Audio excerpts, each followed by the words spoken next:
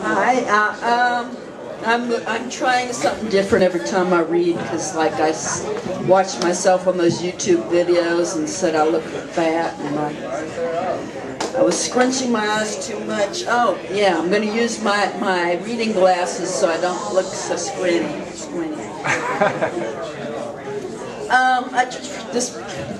I decided to pull out a few golden oldies today that I have read before in the past, but got good reception. I am a home repair fanatic. Bought a house about 15 years ago for $18,000. And I've been fixing it up for years and years, every summer. But it's part of my life now. It's like this living work of, it's like this place, you know. I'm just trying to make it as much my home as possible, and I've been doing weird things to it. I've painted murals on the walls and whatever. So the first one is, I've been working on a book of, I'm trying to make it sort of a comical home repair book. And so this is one of my stories from that. Well, and then the other one is sort of too. The first one is called "You Can't Compromise with Fine Thread Screws." I tend to be a person of compromise. One of my car doors gets smashed in, so I get in on the passenger side of my vehicle from then on. I have a dryer, but haven't got a washer yet. So I go to the laundromat to do the wash and bring it home to dry it on hangers. No big deal. There are worse things in life to worry about, like whether my bed will suddenly collapse while there is a cat laying under it, or whether I have enough coffee to wake up with tomorrow morning. There are two things that cannot be compromised on. Cats must be round and fluffy, not flat and squashed. And coffee must be ever present, or I will be a walking zombie. Oh, and there's something else that cannot be compromised on, and these things are very hard to find. They're fine thread screws. I recently took two faucets apart to replace the leaky seals, but somehow managed to lose the one screw that holds each one's handle on. So I went to the local hardware store with my faucet handle and said, "I need a screw for this." The man took one look at it and said, "That needs a fine thread screw. We don't carry fine thread screws." So I gave up on that project for a while and went on with other repairs. But as the weeks went by, I ended up losing a screw from my hedge clippers, my wheelbarrow, and numerous other gadgets. I went to the hardware store again, bringing my hedge clippers with me, plus the extra screws from my wheelbarrow, and I asked the clerks at every hardware store in town for screws that fit. But what did I get? "Those require fine thread screws. We don't carry fine thread screws."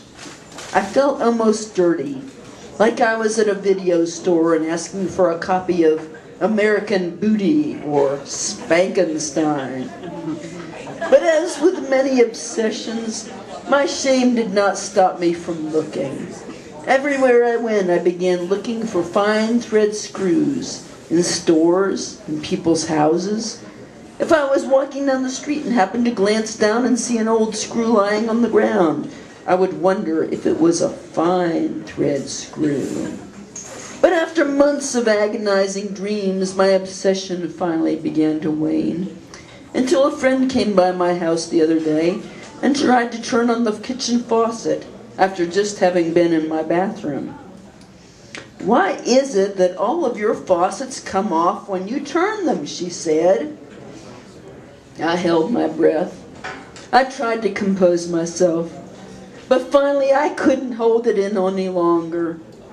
"Because there's a bleep, bleep, bleep, bleep, bleep, bleep storage of fine thread screws in this world," I shouted. Now I feel the obsession coming on. I'm thinking that if I weren't an honest person, I could steal screws from the faucets in public bathrooms, or slowly take apart the office computers, bit by bit, just to have the screws. But you know, if I'm desperate enough to let thoughts like this run through my mind, then there are probably others out there who will really do it. When you walk into your office someday and your chair collapses on you, or your computer falls apart when you touch it, you will know that the great fine thread screw wars have already begun.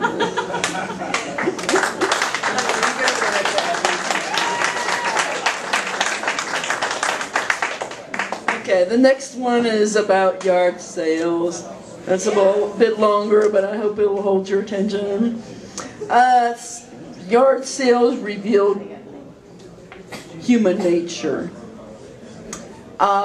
It's time of the year for sunshine, flowers, picnics, cookouts, and yard sales.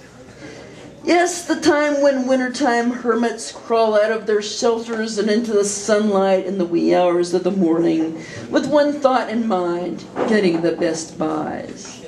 They're like hunters rising early to surprise their prey, and hunt they do. Through piles of clothes of all sizes and brands, hoping to find something their size, or scanning tables and tables of home appliances, glassware, and more. Just like anthropologists go through their mange of ancient camps, studying the tools and clothing people used in order to determine what types of lives they lived, I couldn't help but speculate about the meanings of the things I saw for sale. For instance, I saw dozens of those electric sandwich makers, the ones everybody wanted a few years back, until they found it was easier to just toss the sandwich in the frying pan than it was to pull out everything from your cabinets to find the sandwich maker. After all, if you started pulling things out of your cabinets to find the sandwich maker, you would also have to pull out some of the many other things I saw at those yard sales, such as your miniature coffee grinder, which you use for a couple of weeks until you finally discovered that they make it already ground now.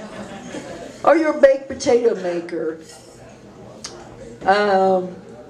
It did the great strip tease, peeling the potato, but eventually you realize that, well, you like to have something left to the imagination. Your wok.